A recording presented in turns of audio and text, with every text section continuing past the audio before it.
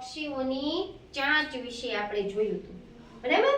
હવે અત્યારે આપણે પક્ષીઓના પંજા જોવાના છે. દરેક પક્ષીઓના પંજા એક સરખા હોતા નથી. ખોરાક, રહેઠાણ અને જરૂરિયાત પ્રમાણે પક્ષીઓના પંજા છે એ જુદા જુદા હોય. પક્ષીઓને એના પંજા ઘણી રીતે ઉપયોગી થાય. કઈ કઈ રીતે? તો કે પાણીમાં તરવા માટે, બરાબર, વૃક્ષ ઉપર ચડવા માટે, ખોરાકને ઝડપવા માટે એટલે કે શિકાર કરવા માટે પંજાનો ઉપયોગ કરે છે પક્ષીઓ. વૃક્ષની ડાળીને પકડવા માટે અને જમીન ઉપર ચાલવા માટે પક્ષીઓને એના પંજા ઉપયોગી છે. પક્ષીઓના જે પંજા છે એમાં ઘણી વિવિધતા છે, એટલે કે જુદા જુદા છે. આપણે ચિત્રો જોઈએ તો એમાં જુદા જુદા પંજા દેખાય. કઈ કઈ વિવિધતા છે? તો કે પાણીમાં તરનાર જે પક્ષીઓ છે, બરાબર, એને આંગળા સાથે ચામડી જોડેલી હોય, બરાબર. તો કે આંગળા સાથે ચામડી જોડેલી હોય. પછી આંગળા છે એ લાંબા હોય. ઘણા પક્ષીઓના આંગળા છે એ ટૂંકા હોય અને ઘણા જે શિકારી પક્ષીઓ છે એના પંજા છે એ જાડા અને નહોર અણીદાર હોય. નહોર એટલે નખ. એના નખ કેવા હોય? અણીવાળા હોય. શિકાર કરવા માટે પક્ષીઓને એના પંજાની વિવિધતા. એક એક આપણે વસ્તુ લેતા જવાની છે. પાણીમાં તરવા માટે જે પક્ષીઓ પાણીમાં તરે છે, તમે કેટલા પક્ષીઓને જોયા કે જે પાણીમાં તરતા હોય?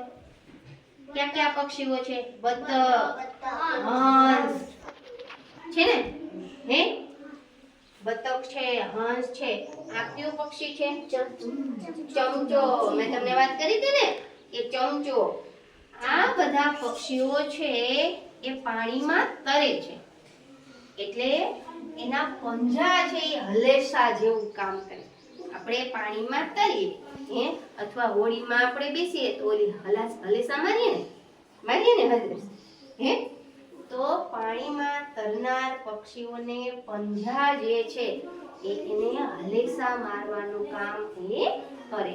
તો એના આંગળા કેવા હોય? તો કે આંગળા છે એ ચામડી સાથે જોડાયેલા હોય. જો બતકના પગ જો, બરાબર, આ ચમચાના પગ જો, તો ચામડી આંગળા સાથે કેવી હોય? જોડાયેલી હોય, બરાબર. ચાલો હવે બીજું છે કે વૃક્ષ ઉપર ચડનાર પક્ષીઓ.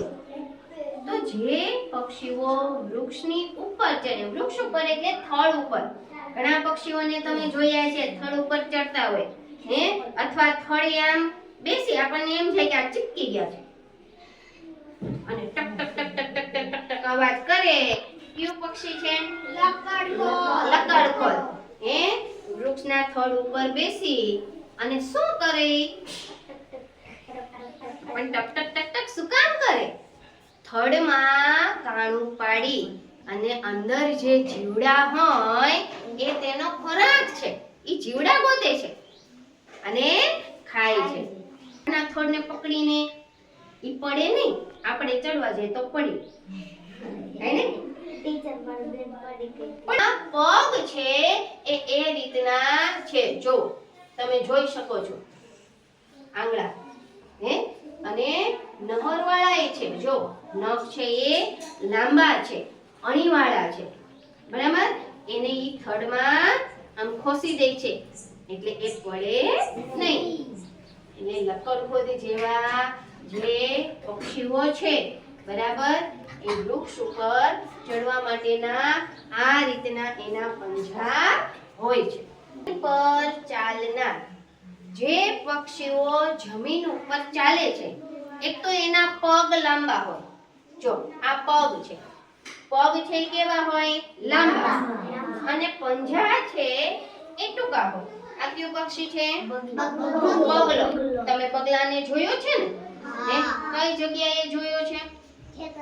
ખેતરમાં, નદી કિનારે, તળાવ કાંઠે હોય ને, કાદવ પાસે બગલા આપણને જોવા મળે છે. તો એના જે પંજા છે એ જો છે લાંબા છે, જો છે એ ઘણીવાળા તો હોય હે.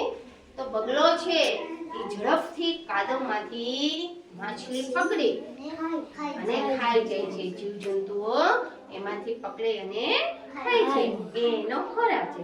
તો બગલા જેવા જે પ્રાણીઓ છે બરાબર, એના પગ છે એ આ રીતના હોય એટલે એને જમીન પર ચાલવામાં મદદ કરે.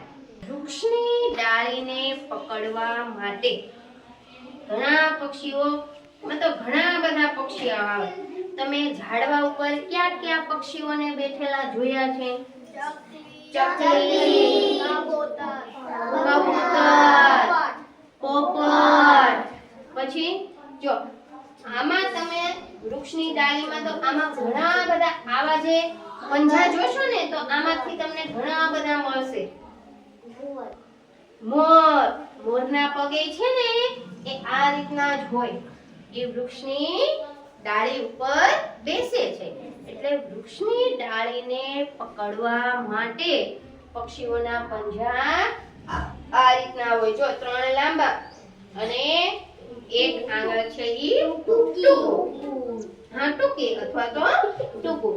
તો કબૂતર છે, પોપટ છે, ચકલી છે, મેના છે, કાબર, મોર, હા ઘણા બધા પક્ષીઓ એમાં આવે છે કે જે વૃક્ષની ડાળીને પકડીને બેસે છે. જોયા છે ને? હા. પક્ષીઓ, શિકારી પક્ષીઓના પંજા કેવા હોય? જાડા અને નખવાળા, અણીદાર નખ. નખ પણ કેવા? અણીદાર. જાડા અને અણીદાર નહોરવાળા એના પંજા હોય.